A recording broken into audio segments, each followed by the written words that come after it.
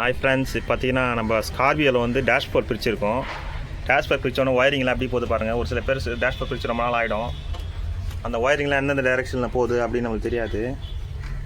இப்போ நம்ம இது அப்படியே இந்த வீடியோ பார்த்தீங்கன்னா உங்களுக்கு கொஞ்சம் யூஸ்ஃபுல்லாக இருக்கும்னு நினைக்கிறேன். எந்தெந்த பஞ்சு அங்கே போகுது டிக்கரிங் வேலைக்கு ஃபுல்லாக நீங்கள் பிரிச்சிங்கன்னா உங்களுக்கு இந்த டைரெக்ஷன் இந்த வீடியோ உங்களுக்கு யூஸ்ஃபுல்லாக இருக்கும்.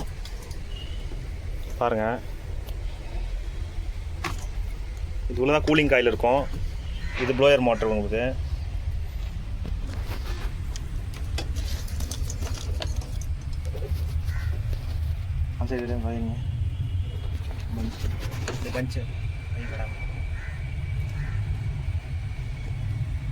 பாருங்க ஃப்ரெண்ட்ஸ், ஒயரிங்கை பார்த்துங்க.